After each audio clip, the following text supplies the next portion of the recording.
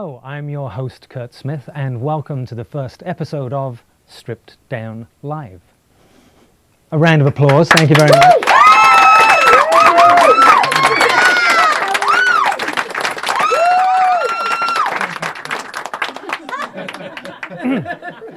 I do that when I need you to end. Okay. Yes, as I said, this is our first episode of Stripped Down Live, or SDL as I like to call it. We're a little bit like SNL, except more music and probably slightly funnier, I'm guessing. As you can see, no expense has been spared in the lavish surroundings here in the streaming garage, or streaming garage, as I like to call it. You know, it's going to be a fun show. Let me tell you a bit about the show. This is a show that's not going to be genre specific. The only criteria we have is that you can play and sing well in a stripped down fashion, and that we like you. That's pretty much it. You're welcome to join in the chat room or on Skype. We'll be taking your questions later.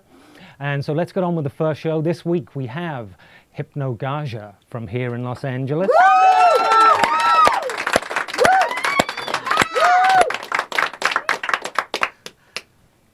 And they're going to be starting with two songs from their new album, Truth Decay. Please welcome Hypnogaja.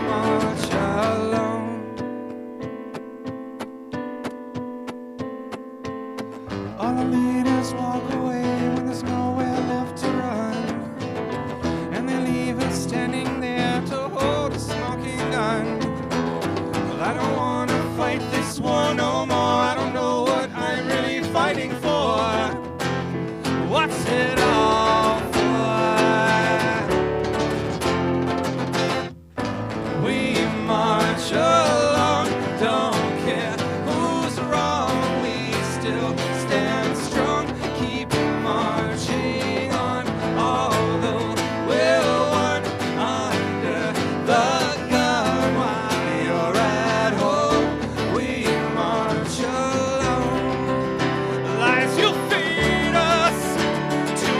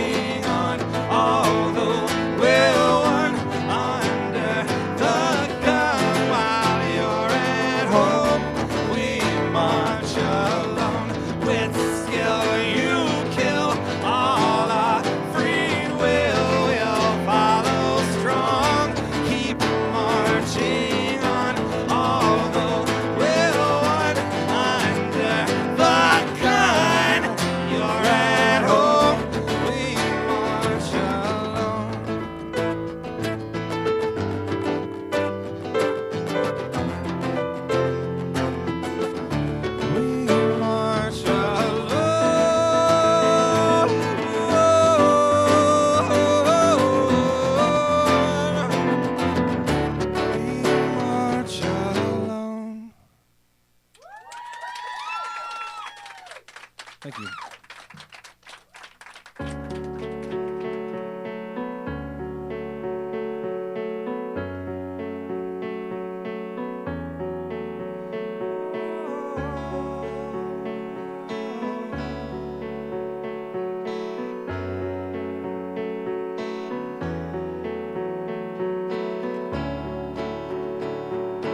Welcome to the future, that old familiar face,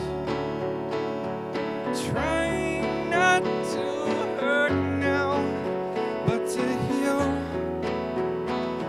'cause this is the end.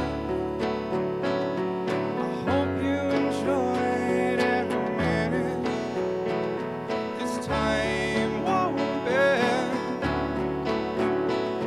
It's only a world while you're in it. Don't turn away, look ahead. There's nothing we need from the past. It wasn't meant to last.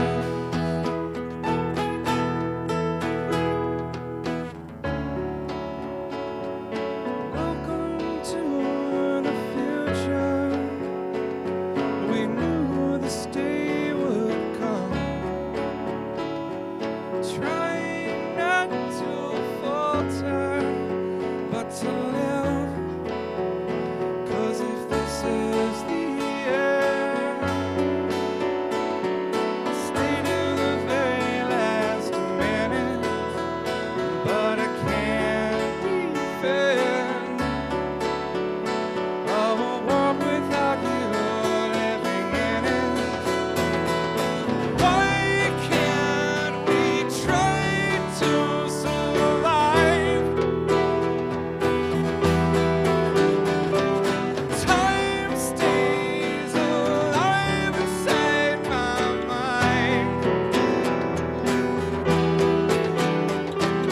Lives intertwined, fall behind. Can we break these ties? Can we rewind?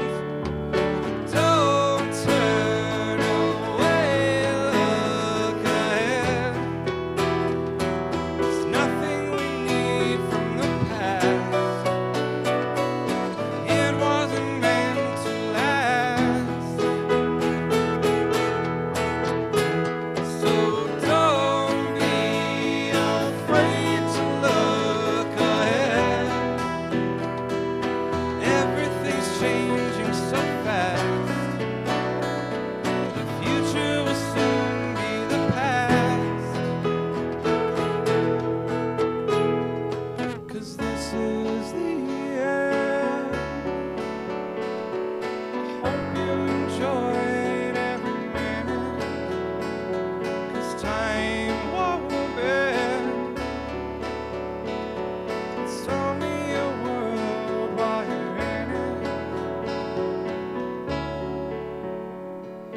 Welcome to the future, that old familiar face,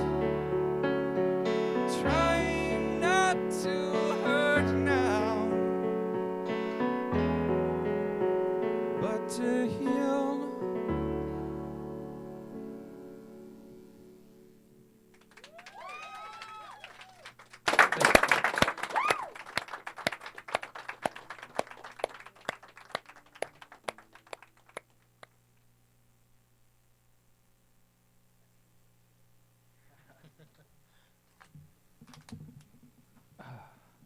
Look at that. I even do my own moving. That's fantastic. Well, first, thanks for being here. Oh, thanks for having us. On a personal note, I actually went to see a Justin Bieber concert last night. Thank you for the music. You know, I mean, the joy of having a show like this is, you know, I get to come and see bands and have bands on that actually can play and sing and do it in a stripped down way and do it really well. So it's actually a joy for me, especially after last night, to have something like this, especially the first show. So thank you. It's our pleasure to be here. So at the top, I was saying, you know, I said, I was wondering whether I should say a couple of tracks from their new album or CD. Do you ever go through that, like what you call it? And well, let me just say, the reason I chose album was because Truth Decay is effectively a concept album. Yes. Concept CD just doesn't sound right to me. No. So explain a little bit about, you know, the concept behind Truth Decay. Well, we're a big fan of 70s rock and concept albums in general, and we really set out to try to tell this story that we had, because we're also big sci-fi nerds, Right. and We're going to Comic-Con this weekend. yeah, we'll be at Comic-Con this weekend, and we I like might have to take a trip down at some point then. we like to tell stories, and so this this album tells a story of the end of the world and the beginning of a new one. There's a scientist, there's an astronaut, there's They're in love. star-crossed lovers. Yeah. There's a bit of everything in there. I guess. I think that really we wanted to do something that had some kind of characters that people could both fantasize about in a way, and like, you know, your favorite characters when you watch the X-Files, or you watch, you know, whatever show that you like that has this mythology to it, and we wanted to create that within the music. We wanted to have something that people could follow. And also, it's funny you mentioned the album. You know, Yeah. an album is, to me, an album of photographs is still an album. So an album of music is still an album. So I love how people have kind of marginalized the meaning of an album just because these different formats have come into play. Yeah. So we wanted to do something that reminded us of those great records that we grew up on, and that we could then share in a new way with people. So we released our album one track at a time. We called it the 13 Weeks of Free Music.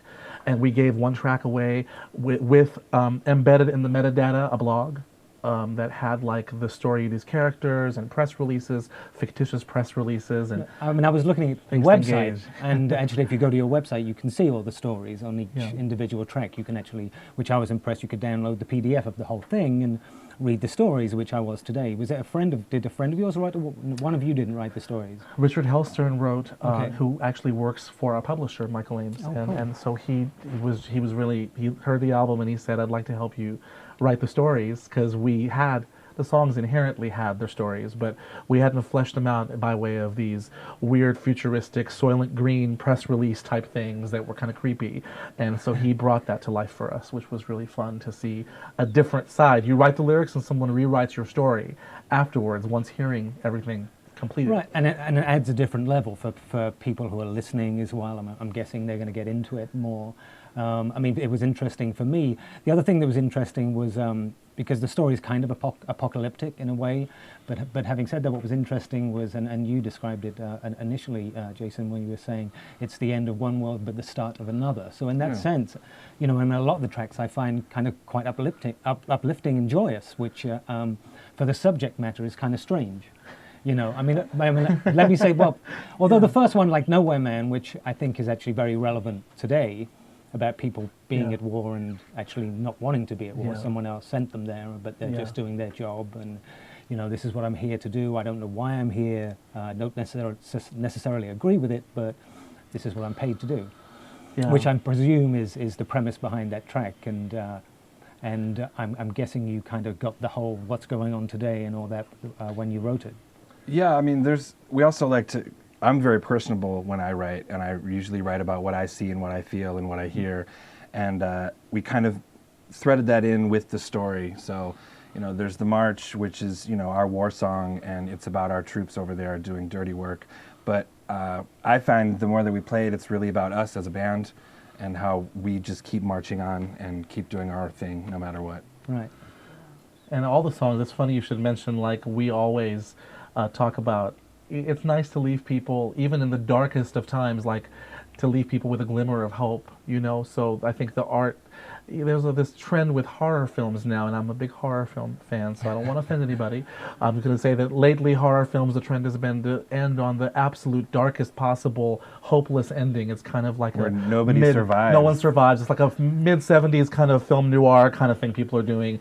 And now I'm just kind of going, no, you got to have a little bit of hope. Gotta There's have a gotta be survivor, one you know. survivor, there's some light Yeah. somewhere. So even in the darkest songs, we try to inject all of us, we try to go, let's have that major chord or that moment of just, you know, okay, it's not all goth and Hot Topic all the time.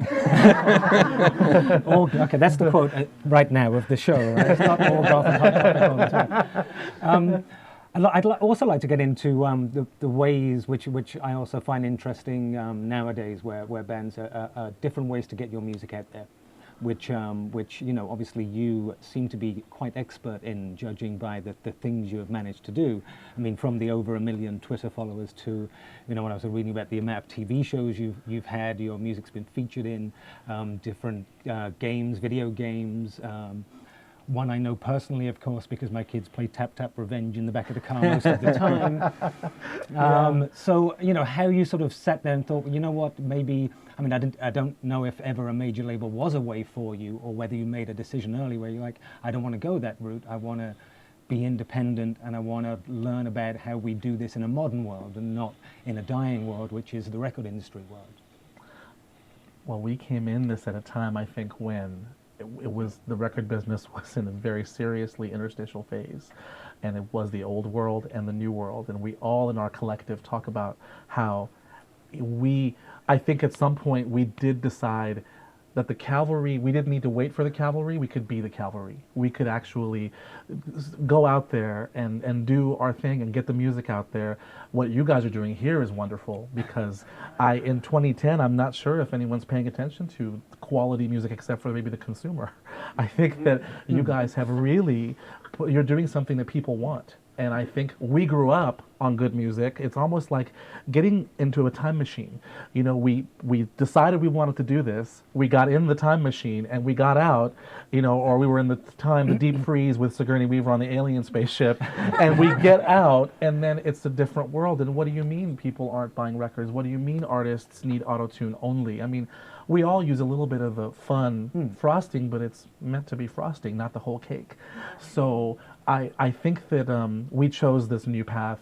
We know that it's the right way to go, and there might not be a lot of people populating the road yet, but we do believe the road you build is yours to keep. And I think that our fellow journeymen that are doing this with us, it feels right to all of us. So we want to keep going down this road. Well, I mean, I applaud you for that, I got to say. I mean, it is the reason we wanted to do a show like this, was we believe that there are numerous artists like yourself and that actually of quality, that play, that sing, that can do it all live, and in Americanese, bring it.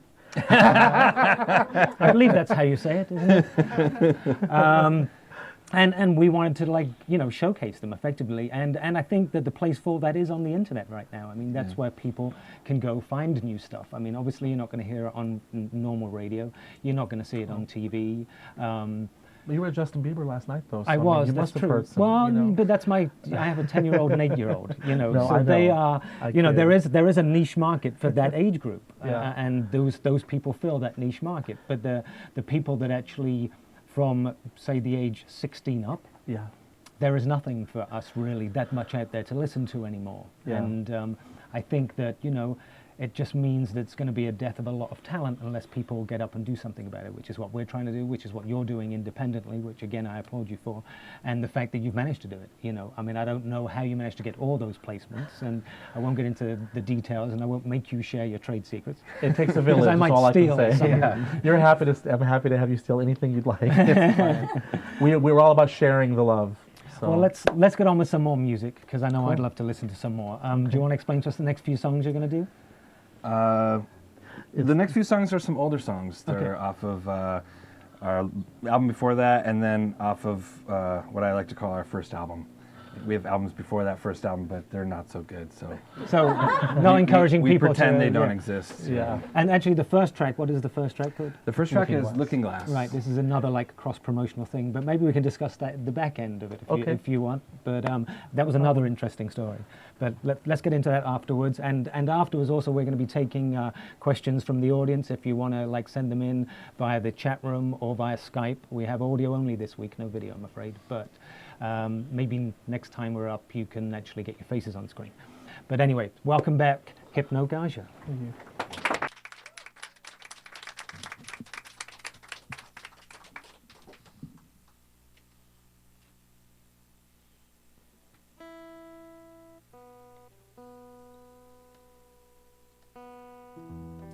Yeah, so before there was Tim Burton, there was Hypnogaja, and we took our own trip through the looking glass.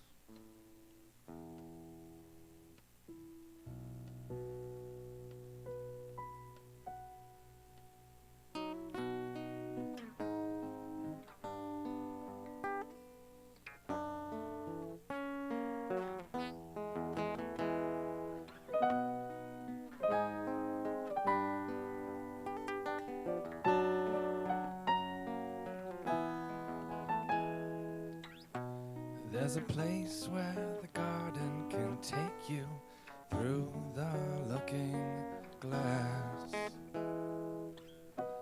Find a way with the plants, they can take you to your path. Chase away all the funny pain down the rabbit hole. And another world awaits behind the little door. And you can go ask Alice just why the Hatter is mad. Oh, welcome in Wonderland till the Queen screams off with your head. And life will always get twisted when you're living it through the looking glass.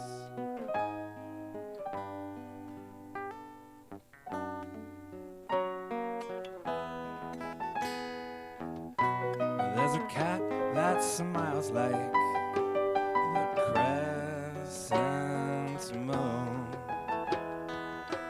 and a caterpillar that needs light on top of his mushroom. You can go ask Alice just why the Hatter is mad.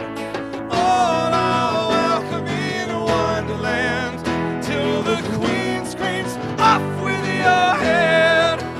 And life will always get twisted when you're living it through. Next time you see the white rabbit run free, you might not want to follow. Lose your youth, 'cause beauty is truth. It's just harder to swallow. So go ask Alice why the Hatter is mad. She'll turn when you see her and laugh and laugh. Oh, welcome in Wonderland till the Queen screams off with your head.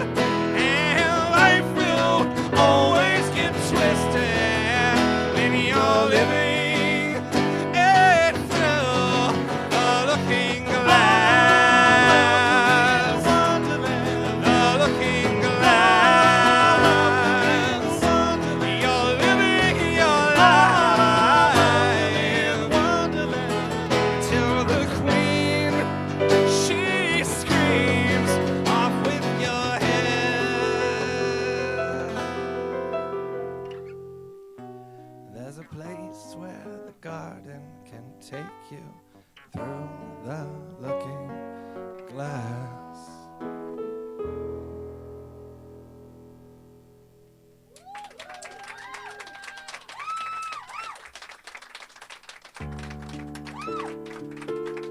Thank you. This next one is our ode to LA. It's called Nothing Box.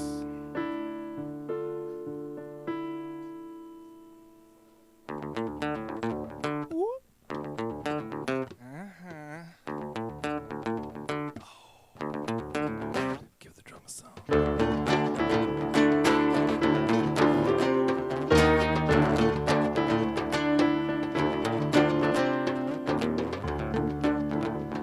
Nothing to lose,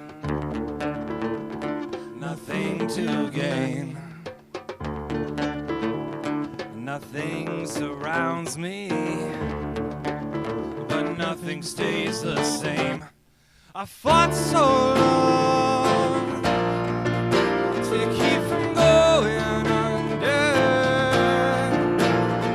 but why hang on? Nothing matters at all, nothing at all. Well, I try to hide it to avoid the shock, but I get pulled inside it, my nothing box. I fought so long to keep from going under, but why hang on? Nothing matters at all, nothing at all. Prick my finger and suck me dry, so dry no tears to cry.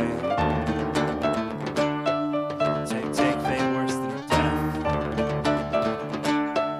Keep taking till there's nothing left. There was a time in my life when you were everything, everything to me, everything, everything to me. For one moment I had it all, then you took everything, everything from me, everything, everything from me. You filled me with nothing, nothing at all. I fought so long to keep from going under, but why hang on? Nothing matters at all, nothing at all. I fought so long to keep from going under,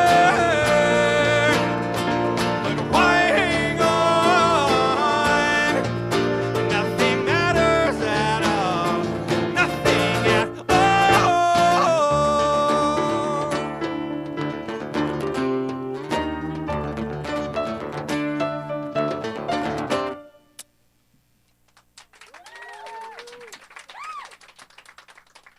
Thanks. Give you another one off that same album. This one deals with that population overflow that we face every day, especially in a big city like LA. It's about where I want to go when it gets too crowded.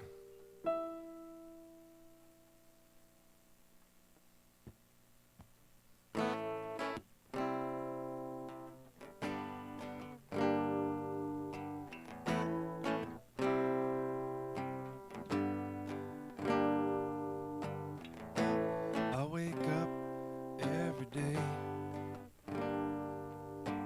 to find myself in the same place, surrounded by this life, trapped inside this space and time. But I'll find my way to escape. I wanna leave this world behind and travel like a spaceman.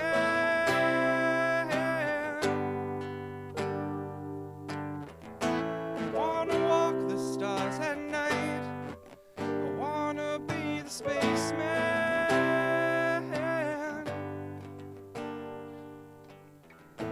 Watch the clouds roll by and think about a better life. So many miles away from this mess that we've made. But I'll find somewhere and go there.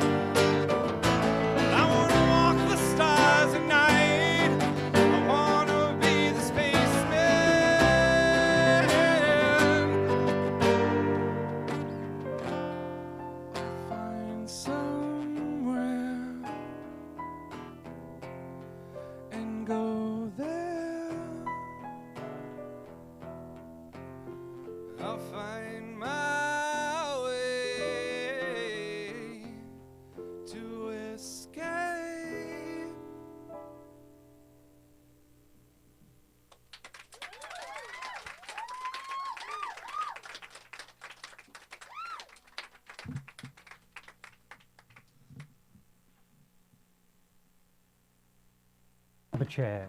Thank you. I feel like you're in my living room now. Like moving the furniture and everything. Or at least in your garage. Garage. Thank you. Yes. I will say it's not just the fact that I'm English. It's grammatically correct. Garage. You know. Garage is best. Well, plus me saying garage is like me saying hot diggity. You know? It's like, you know, that faux French thing doesn't work for me.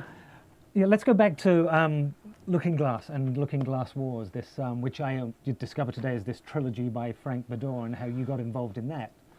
Yeah. I mean, did he approach you? Did you meet him? We actually, our publisher, Penn Music Group, they, when we first finished Looking Glass, it was this new kind of thing that we hadn't really done before. A collaborator of ours who was in the band for a very long time and now is a co-writer, Jean-Yves Ducournay, he wrote the music for that, and then he and I collaborated on some pieces, and then Jason wrote this lyric, and it was unlike anything Hypnogaja had done before, and many of us, when we heard it back for the first time in the room, we were kind of shocked. We're like, I think we were talking about this the other night with Abe. You know, it's like Abe's all 12. He's hiding down there. All 12 tones that song has, I think, right, Abe? I think Yes, it's in like fact, it does.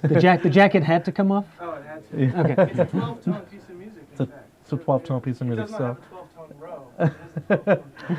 So it's not, you know, so basically there's so many chords and it's very dense, and we thought, well, what are we going to do with this song? Are we going to, well, we'll perform it certainly, but we didn't even play it in the first round of touring we did, but fans were requesting it. So we're like, oh, we should have learned Looking Glass. So we, for the next round, we went back and learned it. And in that time, our publisher had been just making people aware of the album, and Frank Beddor wrote this wonderful book, and he fell in love with the song, and it was weird because we had the song and he had the book, and people think we wrote it just for the for the book, but they existed independently of one another. But it turns out we kind of were writing it around the same time.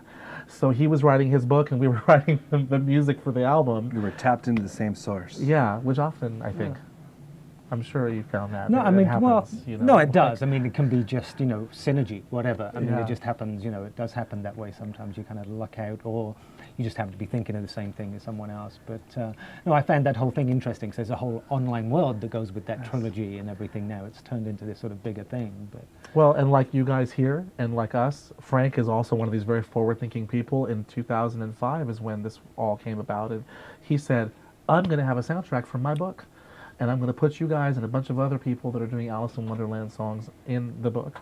And so Scholastic released an audiobook version of it, and our song was included on that, but also there was a larger soundtrack he released, and at first his publisher was like, you're doing the soundtrack for a book?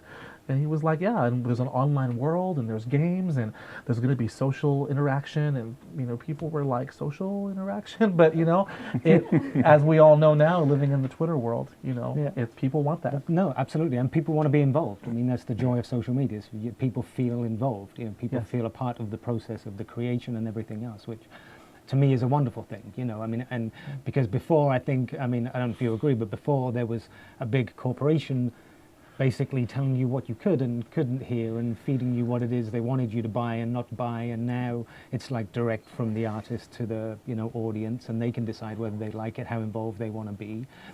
You know, if they want to support in a big way and, you know, be a part of that Twitterverse or whatever, or the Facebook stuff and everything, or if they just, you know, want to go out and buy records or merchandise, whatever it may be, which I find all quite exciting. I mean, I like the fact that big companies have been taken out of the equation somewhat. Yeah. But I want to get back to lyrically, which I found interesting. So I was going to ask you about the lyrics to the other two songs you played, The Spaceman and Nothing Box. Nothing Box. Yeah. Sorry, because I was looking at the lyrics earlier, and I'm like, no, was this a fit of depression? Did you just lose a close one? And then of course you explain them, and it's like, L.A. I get it. Yeah. Which is interesting because I go off in different tangents, thinking, no, obviously, you know, someone just broke his heart, or you know, something bad just happened. But what I found interesting, I mean, what I was leading on to, what I found interesting was the difference between the lyrics on that album, specifically these two tracks. Now, a lot of the other tracks on that album are similar kind of themed songs. And the fact that now there is a positivity at the end of these songs, which on those tracks, there really wasn't that much. No. I mean, it was, I don't want to be here, I don't know a way out of here. And now it's kind of the end of that world and the beginning of a new one. Yeah, I exactly. mean, is that the sort of general feeling? You're feeling more comfortable within like this industry now? I guess so. I mean, when we were writing, you know, the new album Truth Decay, and it was, you know, the end of the world, and it was all this darkness and destruction. He kept saying, you know, the world can't end on every track. You know, there's got to be some you can form only of have hope. so many you know? apocalypses, Kurt. Yeah. With me on this. So, but you know what's funny is that the spaceman actually is a little kid, really, in that song, and that was from 2003. Well, And also, now- isn't it? Which, because every guy, I mean, you ask any guy what superpower he wants. What is it? He wants to be a Fly, you want yeah. to fly. Spaceman, you wanna fly. Every man wants to fly. That's Yeah. pretty much it. Yeah.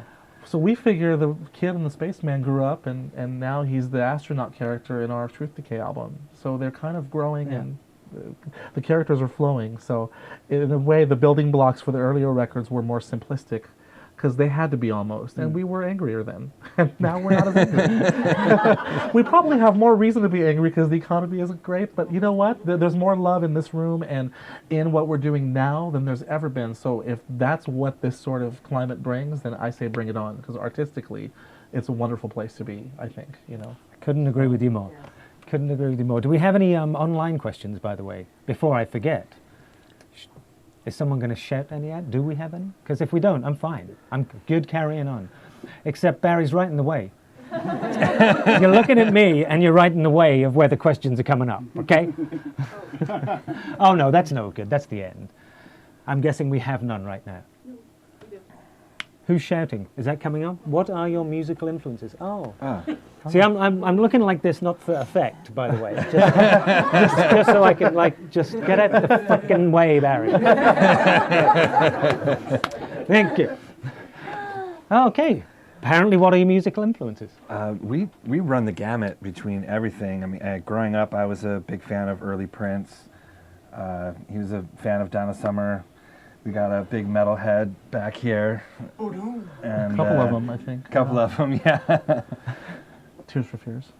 Yeah. It's really serious. It's an honor to be here just for that alone. There's no you know? accounting to taste that. I could see the Donna Summer Tears for Fears thing. I can see that. Well, it's all about good songs, you know. True. Actually, we should get to that because I think how are we doing for time, producer Mike? By the way, we're doing good. How much longer do we have? Keep going as long as you want. Keep going because we don't care. We're on the internet, kind of thing. Okay. Well, let's take another question there then. Bitbite. Oh, I know Bitbite. Oh, is it Bitty Bite you've got there? Would like to know how you came up with the name for the band. Okay, Hypnogaja.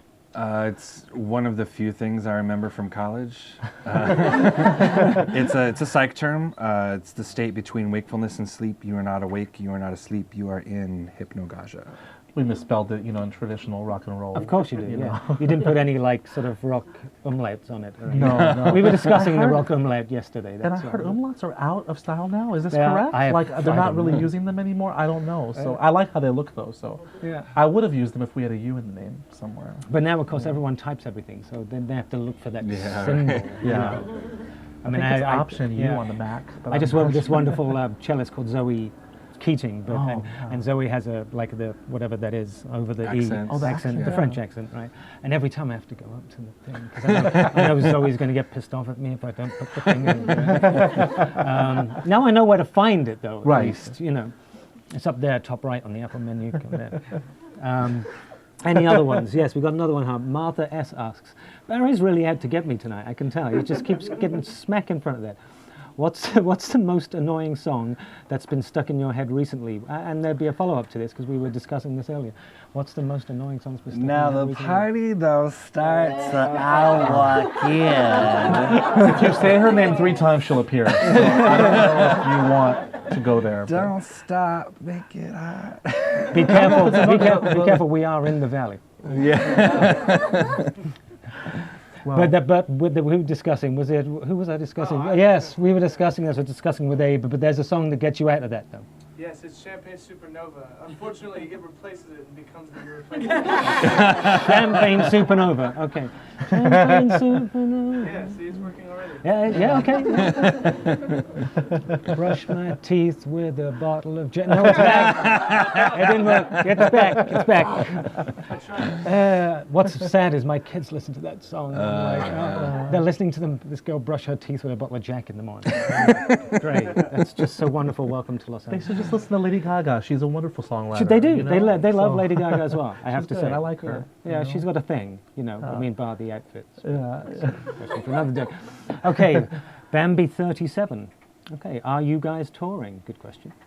Yes. Yes, we toured a lot for 3 years consistently, and then we took a break to record Truth Decay, and we're starting to get back out there now. So we're going to be doing some dates in San Francisco, in Montana at the end of August, and then in October we're looking to be out on the road for a few weeks in the Midwest. So we will keep everybody posted via our various Facebook, Twitter, MySpace, Everything. my living room, Of course, everything. yes.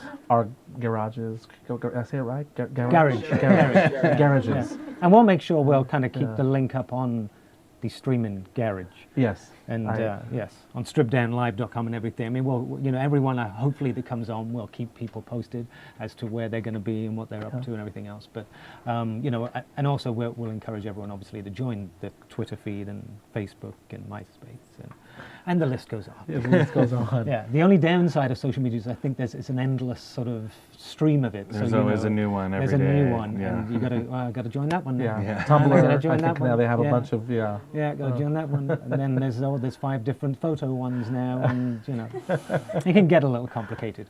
Where to buy the music? You're up to it again, Barry. I'm just gonna have to come over there and just like sit you down in a second. People are asking where to buy the music. I'm guessing everywhere. I mean, Everywhere online, Yeah, yeah. online. online. iTunes, Amazon, CD Baby. Do you sell from your own Rhapsody. site as well? Yes, or you, we do. You do. Yeah. We have we aggregate through CD Baby. Right. People can just write us an email saying, "Hey, can I send you a check for $10?" and Right. we'll send them practically the mortgage to We're very whatever things that we own. Yeah. Well, that's actually the preferable route because then you're not giving anyone anything. Yeah. You know, Exactly. just send me the entire Exactly. $10 and Exactly. I will send you the CD. And I'm probably loath to say this, but the Truth Decay, the day it was out, was on 100 different torrent sites. And honestly, we're happy people want to download the music and listen to it. Come to the show, buy a T-shirt. It's the same for us. Because we're in a new world. I mean that is. you I mean, know? then that is another point. One does have to get across as a musician that we do have to make a living. Yeah. I mean, we do have to make a living, and people do. And yes, we're happy if people do torrent stuff and share it with their friends and everything else. But at some point, everyone here has got to make a living. Yeah. But if they take a CD for free, if they copy it or whatever, then go to a show, buy a T-shirt. Well, as long as you're giving us some support and some income so that we can continue to make the music. Because if they like it, then you don't have any money, you're not going to be making any. Right. It's as simple as that. So, I think at some point people will cotton on to that, I hope, I hope so. Yeah. I think they all will. hope so. I think they will. Any more? One of two. Name one album each that you think is just perfection. You can listen endlessly and it never gets old. I got one in my head already. But I'm going to go with Jane's Addiction, Nothing Shocking. We have others. Back here. Go on Metallica's Black Album. Metallica. Listen to that. Of course you Black are. Album. I like to say the Pixies, Surfer Rosa, if anyone. Pixies, Surfer Rosa. The Will to Live by Ben Harper. Ben Harper, Will to Live. I'm going to say it, Donna Summer, Bad Girls.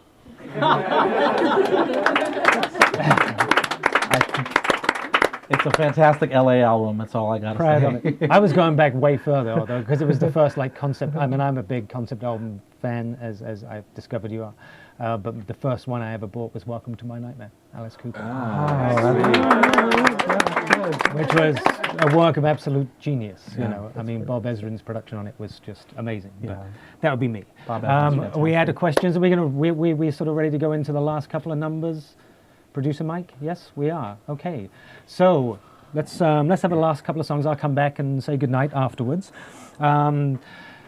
I want to leave the last song. We won't explain what the Okay. last song is. Okay. But the next one you're going to do, because you were saying, you know, you were discussing earlier about there's always this, you know, it may be the apocalypse on this album, but there's always a light, and there's always something good at the end of it. So explain the next track, and then go into the last one just as a fantastic finisher that I happen to have requested earlier. Oh, very good. Well, you want to explain the track? Or? Well, it's called Rusty Moon, and it's takes place, you know, pretty much at the end of the album, where the world has ended and everything has gone to, you know, pieces, and there's pollution everywhere, and the moon is still there, but it's not quite the same color, but it's still there, and that counts for something. Thank you so much.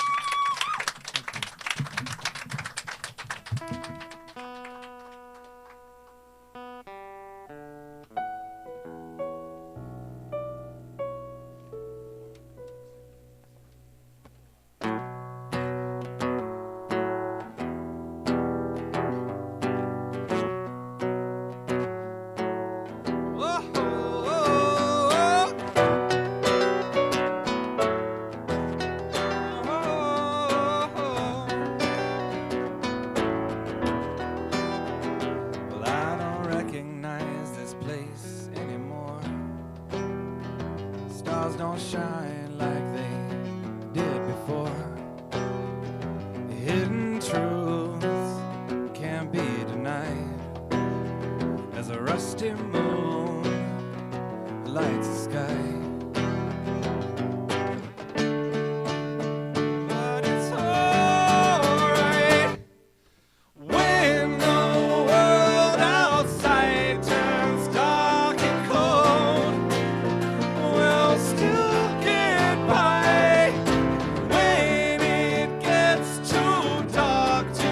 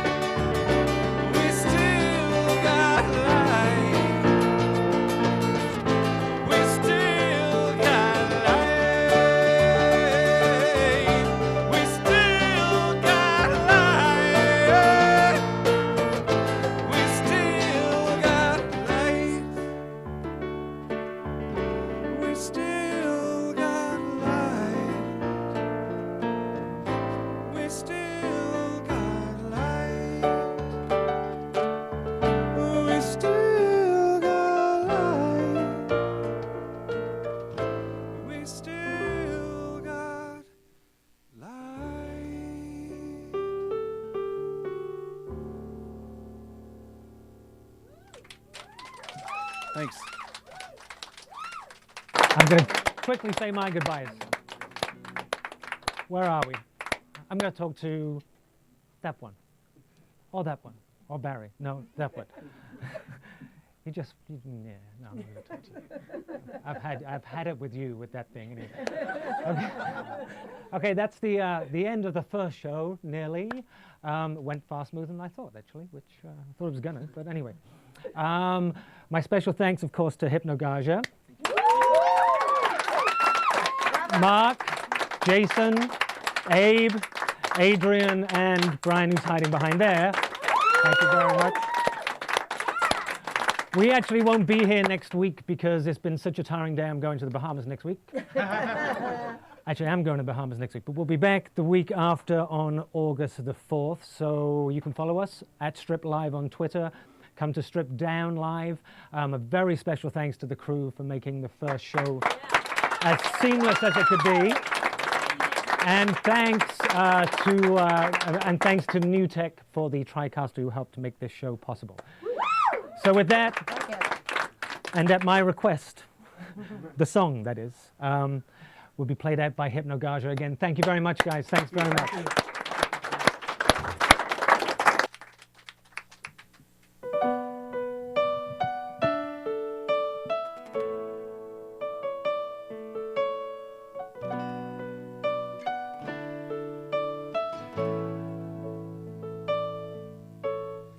Someone found the lady who wrote me on the radio, and he told the world just how you felt. You must have fallen out of a hole in your old brown overcoat. They never said your name, but I knew just who they meant. Oh, I was so surprised and shocked. Chance you heard it for yourself. Never told a soul just how I had been feeling over you, but they said it really loud and said it on the air, on the radio. Oh, on the radio. Oh, on the radio. Oh, on the radio. Now. Don't it kinda strike you sad when you hear our song? Things haven't been the same since we broke up last June. The only thing I wanna hear is that you love me still, and that you think you'll be coming home real soon. Oh, yeah, it kinda made me feel proud when I heard him say you couldn't find the words to say it yourself. Now in my heart I know I can say what I really feel, 'cause they said it really loud and said it on the air, on the radio. Oh, on the radio. Oh, on the radio. Oh, on the radio. Said it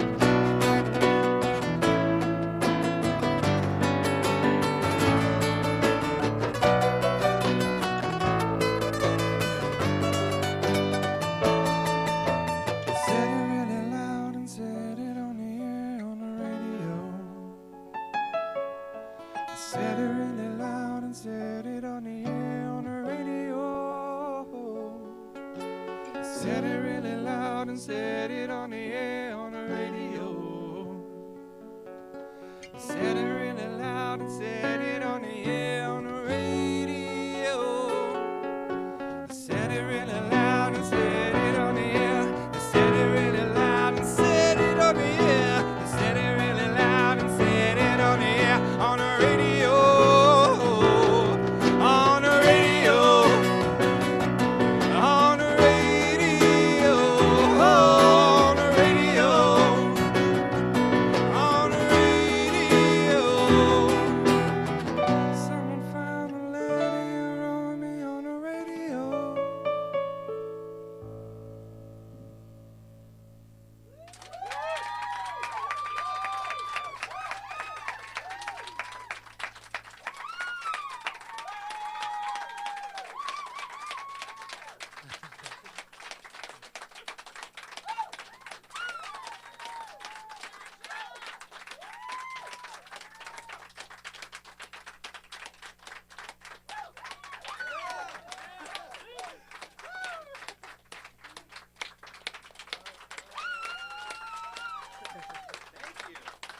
That's